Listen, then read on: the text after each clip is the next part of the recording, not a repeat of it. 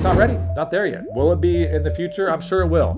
But right now we have to call a spade and say it is not. What's going on, everybody, and welcome on inside yet another edition of the Business Social Podcast. Ben Affleck was on the Joe Rogan podcast, and here's what he said that really made me start thinking and doing more research around just AI in general. Kind of feels to me like the thing we were talking about earlier, where there's a lot more fear because we have the sense this existential dread. It's going to wipe everything out. Right. But that actually runs counter, in my view, to what history seems to show, which is adoption is slow, it's incremental. I think a lot of that rhetoric comes from people who are trying to justify valuations around companies where they go, we're going to change everything. In 2 years, there's going to be no more work. Right. Well, the reason they're saying that is because they need to ascribe a valuation for investment. So that was a clip that went viral on my algorithm anyway, and I think it opens up this whole dialogue about AI. And I wanted to start by saying that I use AI every day throughout STN Digital in our company. We've rolled it out across the whole company. Everybody has usernames and logins. We have do's and don'ts. We actually have a full downloadable in PDF in our resource section that we're going to have on stn.digital, stndigital.com if you want to go check it out on how we're using AI, how we recommend marketers to use AI. So definitely check out that free resource.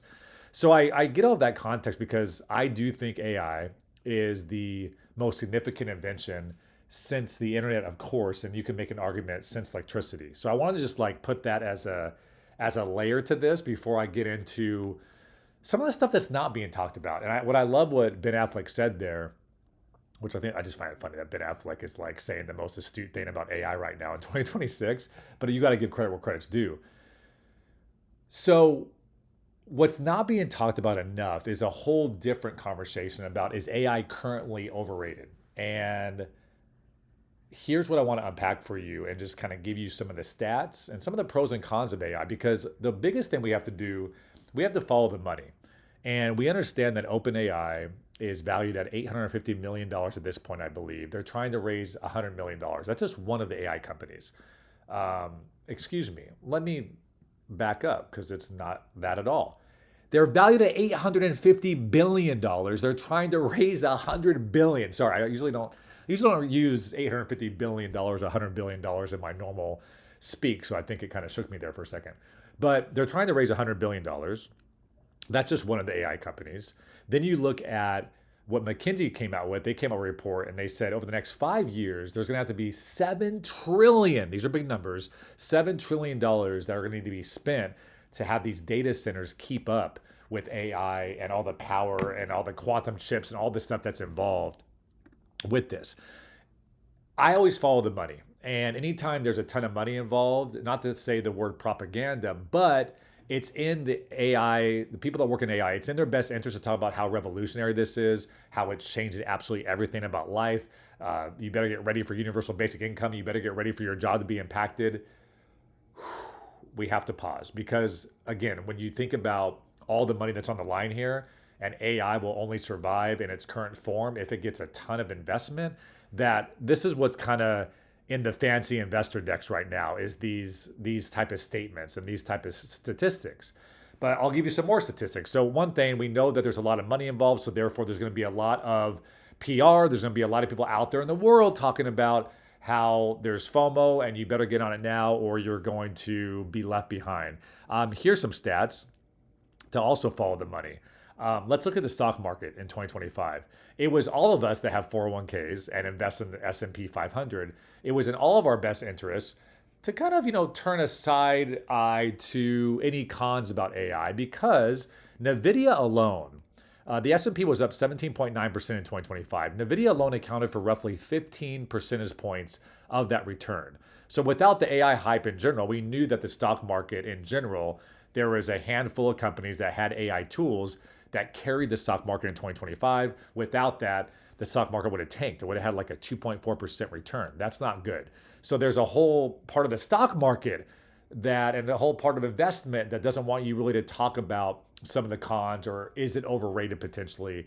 We have to talk about the best use case of AI taking over the world in hopefully the best way, and not some of the things that I'm about to share with you. So MIT has reported that 95% of Gen AI pilots inside companies are failing. What's an AI pilot? That's some an AI that can go out there and do a human task, i.e., can you book my flight from New York to San Diego and do it automatically? These AI agents are, in theory, amazing. And if they can start automating things and doing things, we can be much more efficient at work. But 95% of them are currently failing. So yes, in practice, if these AI pilots would go out here and do these things for us and order our groceries and do all that, yes, like in theory, it's going to be great. And we probably know in the future, it's going to be much better. But at its current rate, 95% of AI pilots are failing, which means that this idea of AI agents is super exciting, but it's just not the silver bullet yet. It's not something that any company can really rely on yet without human led, which is what we say at ST. We want to make sure that you're always using AI from a human led lens. Did you know I have a newsletter? Yes, every month I drop insights, best practices, resources, some of the top content performing on social media. If you're interested in signing up, it's stndigital.com/DB. That's stndigital.com/DB. Join the newsletter and get all the value. Now back to the show. The biggest thing that you guys have heard me talk about if you listen to the program is I'm just really bullish, and I don't think anybody's talking about this really, in my opinion. The copyright infringement. All of these engines have scraped the internet. They're using copyrighted material, especially with content. This is why I don't agree with anybody using content out of an AI engine right now. There is over 70 copyright infringement lawsuits that are currently in the US court system. One copyright holder recently got a $1.5 billion settlement from an AI engine. Reuters is calling 2026 the pivotal year of defining fair use versus infringement in artificial intelligence. This really, really reminds me, all that you've worked in social, it reminds me of the Wild Wild West where everybody was using popular music and everybody just said it's going to be fine. And guess what? The records company got theirs. And I think AI is so amazing because it spits out anything you want at this point. Kind of reminds me of Napster, kind of reminds me of LimeWire, where we just downloaded music and it's like, there's going to be a correction at some point. A Spotify model is going to come in where copyright holders are going to have to get theirs.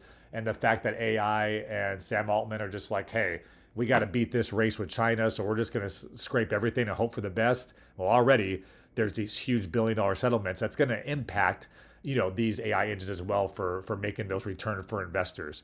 And that just slows adoption in general. And looking at history too, there was a dot-com bubble. Obviously, everybody knew the internet was going to be incredible, and it was transformational, and it changed business forever. And e-com, yes, but even Amazon lost 90% of its value before becoming what we now know as Amazon because it had this crazy valuation. The market corrected itself, and then it kind of figured out where it was. So, do I think AI is overrated per se? No, it's just early, and anytime we're early in any technology, it looks much messier than the fancy pitch deck for investors. And for all of us on social, yes, we need to use the tool. We need to use it for efficiency, but it's just not there yet for automation. It's definitely not there yet for content generation. You don't know what that engine was trained on, and is it going to spit out copyright infringement content that then you'll be sued at later? Because again, the record companies sued the Napsters and the LimeWires first, and then they started suing the Fortune 500 companies next, and they got their settlements. And we're already seeing settlements in the courts that are doing that. So when MIT says that Gen AI pilots are failing, when McKinsey tells me it's going to cost $7 trillion, when OpenAI itself is trying to raise $100 billion, when we know what happened with the dot-com bubble, when there's already settlements in court for billions of dollars saying that this AI engine is impacting copyright, I just think we need to take a pause. We need to be patient, which is tough because there's so much content out there that says if you don't jump on this now, you're going to be obsolete as a human. Like there's a lot of FOMO content. And I talked to one of my buddies that work in the industry and work in AI last week, and he said, "What happens when OpenAI goes down? What happened when we use AI so much that then the servers go down?" We've seen this with AWS, with the Twitters and the Instagrams and the whole Meta platforms use AWS. It goes down for 8 or 10 hours and it impacts a lot of people. Imagine if all these companies are built on AI pilots and the freaking servers go down for 2 days, God forbid. It would just completely kill global markets at that point. So listen, I'm bullish on AI long term. I just also have seen history, and I also know anytime there's a lot of FOMO going on, a lot of PR about you have to jump on this now or everything's going to be obsolete, it just gives me pause. And I think for you as a marketer that's listening right now, just give yourself grace to be patient, to know that it's early, to know that you're going to play with it. You're going to, see how it can help you and your company and help your role, but you're not going to, try to change your entire department. You're not going to try to change your whole brand overnight just because AI is now a tool. Right now, it's an incredible tool that can make humans much more efficient than they were 2 years ago. It's just not ready for content generation. It's not ready for automation. It's not ready for AI pilots. It's not ready. Not there yet. Will it be in the future? I'm sure it will. But right now, we have to call a spade and say it is not.